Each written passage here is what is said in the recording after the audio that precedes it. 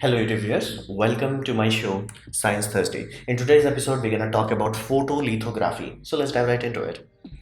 Well, what does photolithography means? Well, simply put, it is using light to make something. However you gonna do it, and it's never a light itself is doing something like a laser or something like that. We generally have also chemistry added to it. That is why it's called photolithography. Not it's just not like laser etching or things of that nature. We have light plus chemistry working together to get us what we want, and it allows very small scale manufacturing. Now this is the greatest achievement of humans in this era, basically after 2000, basically, where we started to create things that are so tiny, so small and so cheap that it does not even make sense. It's like we are making equipments that are like 7 nanometer, 12 nanometer, things of that nature. Like nanometers, like if you are measuring something, you can measure atoms in nanometer is such a small thing.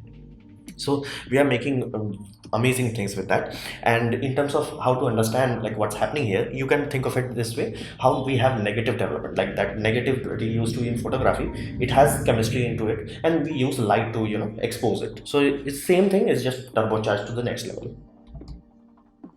Now, what about the science of it? Like, how the heck it actually works? Well, put it this way: if you think medical science is hard, this is like hold my beer. This is a completely different level of science and technology we have to do. This is so advanced that you have to have specific engineers that are solely dedicated to create the material science. Like, if we could not create good crystals, if we could not create good silicon, flat out we're done. Before we even start to manufacture the damn thing, you have to have good understanding of the material science, and I mean on a fundamental level. I'm not talking about okay, this has good elasticity. No, I'm talking like crystal level, electron travel level, or electron mobility level. Like you have to understand those things. Then you also need deeper understanding of chemistry, because we are physically etching things away. Like okay, we're gonna put a mask, that mask will become hard wherever it's exposed to UV light. Okay, what happens to the part that are not exposed to it? Okay, what do they become? Is it easier to remove them or harder to remove them? Depending on all those things, we have to do the chemistry. And when you're talking about something that small, as in nanometer scale, basically normal gravity does not make that much sense. At that scale, capillary action starts to make sense. Basically, if you have a depth, like water might get stuck there, water as in like liquid fluids will get stuck there. If you have a very narrow channel, you put something in one end, it will directly travel to another end. Again, you have to design for these sort of scenario. So chemistry, you have to understand to almost molecular bonding level, basically why this molecule is reacting this way. It's a completely different ballgame. Now all those things, again, it's just meaningless if you are only doing it on a large scale. To make it possible to do it on a small scale, you need something that allows you to physically move that damn thing on a nanometer scale. Basically move 10 atoms to life, 10 atom to left, move 20 atom to right. Again, atoms are we are talking about is silicon is a bit big, it's not hydrogen atoms, but you get the idea. Like the machines that we have right now, those are so precise and so fast, because you may say hey, some optics are a bit faster than that, but in bit more precise than that. But at this point in time in humanity, there is nothing that comes to the close to the speed and in terms of accuracy, like to this bodies. These are completely different ballgame. Every, like, they have interferometer in order to figure out how far you have traveled. So completely different mechanical structure. And the acceleration on the like plate, if you see, it's like moving like this and things are happening, you have to understand that's happening so precisely. It is accelerating and decelerating in g force. Basically it's like 5g acceleration and deceleration that's happening there. So completely different. Like normal bearings will self-destruct. Then you also have to have deep understanding of electrons. Basically, if you are coming from let's say Arduino, think of that nature, you're like okay, I have a wire, it travels electrons from one point to another. I have silicon, bridge rectifier, diodes, things of that nature. It does what it's supposed to do. Here's the, at this scale, electron starts to behaving YOLO. Basically, if you bring two non-conductors very close to basically conductors very close to each other, and there is a non-conductor material in between, and let's say the distance is very close, as in like 10 atoms, 20 atoms, or things of that nature, there's a very serious chance electron might just jump. It's just like YOLO. It just jumps through it. So we have to find exact chemistry that reduces the probability of it. I'm talking electron in such a way that it's a quantum object. It's no longer classical where it's like okay, it's going from point to another. It can just YOLO it. So you have to find the chemistry that reduces the probability of YOLOing. And not to mention, this is why people say that there is a limit to how small we can make it. This is why, because electron, if we make it like one atom across, there is nothing that can stop it. If we're like yeah, just YOLOing it. So You need quantum level understanding of electrons, and then to make it profitable you need a whole supply chain. And I don't only mean like in terms of like, okay, where you're gonna get your silicon, where you're gonna get the machinery, where you're gonna get the steel, where you're gonna get the scientist and all that. Oh yeah, and most of the people working in this industry generally have dual PhDs. So it's completely different ballgame. Like the only thing that is more complicated than that is quantum physics, but in terms of sheer usability, this is one of the most complicated things we humans have ever done. Now, what is the starting point of it? Well, we call it silicon for a reason. We start with raw polysilicon. Now, this kind of stone structure that you see, we make it out of sand. Again, sand is very carefully selected. It's just not any beach sand. And people have a lot of what you call patent technologies to make them very high quality. Basically, they're supposed to be as good as possible. Basically, almost 100% pure. You don't want like, because we are talking about atomic structure, you have to understand even one atom can, like if you have one atom that is like, bad, like, let's say instead of silicon it has like boron, something like that, or some other things, basically some oxide or things of that nature, it will just ruin your whole chip. You have to throw that chip away. And that's why you will always hear people say, oh, it has a yield, so you take one wafer, you may have to throw away 20-30 because of inefficiencies, impurities, things of that nature. So we have to get as pure as possible. Then we grow a crystal out of it. Yes, you heard it right. We take it, we melt it, very high temperature, around 2000 plus degrees Celsius. Then we spin it. It's like a glass kind of structure, like water glass, and we just spin it. Then we lower a very small crystal into this, and that's what allows us to grow these things. So crystal rotates in the opposite direction, and the crystal starts to grow from the center to outwards, and that's why you see this weird shape, and it has like undulations on its surface.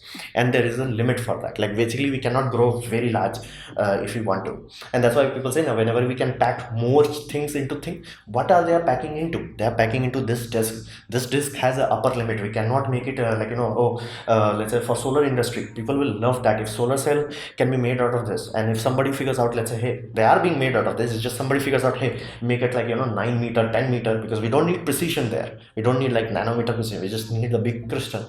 We can't make it. Simply, we cannot make the damn crystal bigger than what we can already achieve. Like it starts to become impure at that point. So this is limited. So everything is worked around this. This is what you see when people are showing you that this is what they are talking about.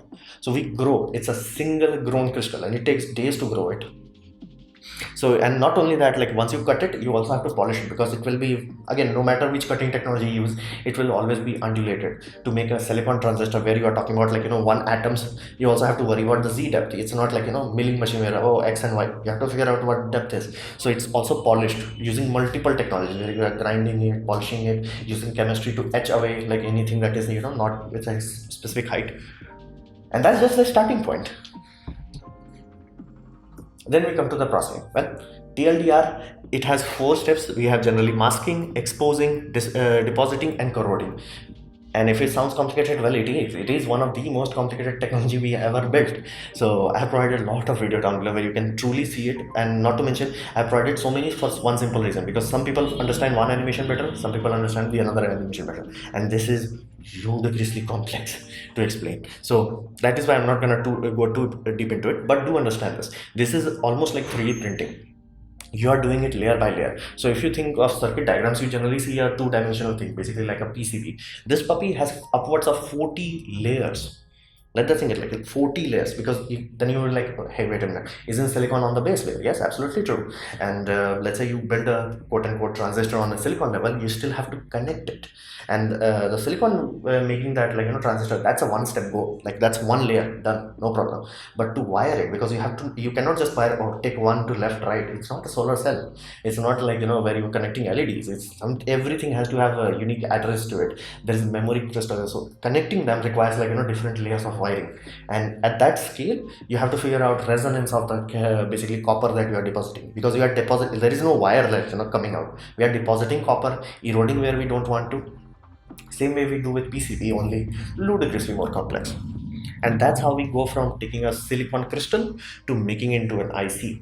And like there are many companies that build this sort of thing. Sometimes instead of using light, people use electron beam. It has its benefits. It does not require a mask. Like you can electronically control it, but it is very low volume. Basically, it's used for, let's say you are making small run products for NASA or things of that nature, or DRDO. But generally photolithography is used for mass production.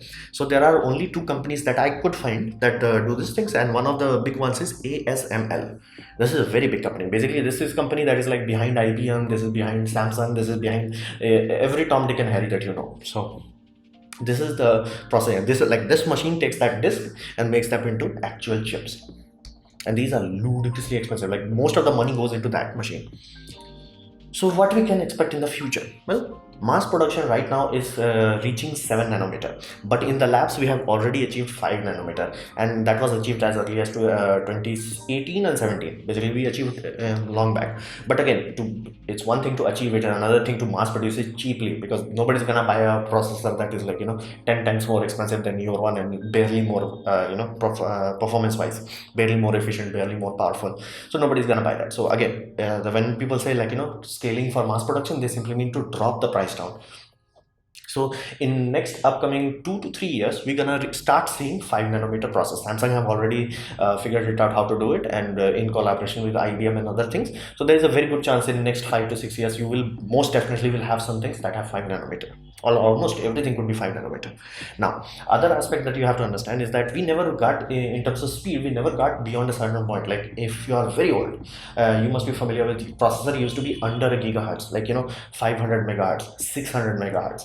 Then we reach to like 1 gigahertz, 2 gigahertz, 3 gigahertz. Here's the deal. We never go after 3 gigahertz. Basically, you can buy processors that are 4 gigahertz, but they require ludicrously large amount of cooling. And if you go into server, generally they are below 3 gigahertz to make sure their watt to teraflops is much higher, much more efficient.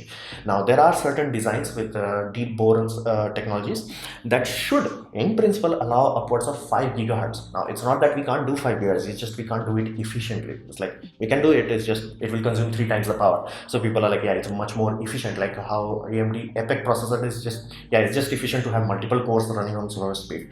So improved design should allow higher speed. Basically, you can expect, hopefully, that your mobile processor could reach 4 to 5 gigahertz without burning your battery. However, you have to understand this. At this point in time, we have reached the upper limits of silicon. Like we reached it. Like people are like, yeah, this is done. Again, we have at least 10 years of life left. But people are like, yeah, dude, you are in hospital, you are running on life support, you are very close to death. Like you are very close to it. We are reaching the maximum point. Like to reach this level, we have to use ultraviolet lasers, and this laser is so complicated that there is no mirror that can bounce it, because it's almost reaching into X-ray. So they had to create like a multi-material mirror refractor or something like that, where it's like, okay, one layer of silicon, one layer of boron, one layer of silicon, 40 layers like this. So ultraviolet bends inside it. I'm like that's only to reach to 5 nanometer. So even if let's say somebody figures out how to make a 3 nanometer, the machine that will engineer that would be too expensive. So we are reaching at the end. Basically, we can't push it beyond a certain point. As I told you, there is no single atom that can be like, I'm not gonna let electron pass. Electron is gonna like YOLO. And I'm like, people have tried with uranium also. It's like electron is like YOLO. So our future is like quite certain for at least 5 years, where we're like, yeah, new processor, new power improvement, and design improvement can really add some extra life to it. But we are reaching we are seeing the end stage of silicon at this point in time. So this was my presentation on photolithography. I hope you liked it, learn from it, and if you want to learn more, please check the descriptions down below. And I hope you liked it, learn from it. In that case, please click the like button. If you didn't like it, didn't enjoy it, I'd urge you to press dislike, press it twice to show me your extra disappointment, and please leave a comment because I reply to all of them. Subscribe, share it amongst your friends, and please press the bell icon if you're free. And as always, thanks for watching.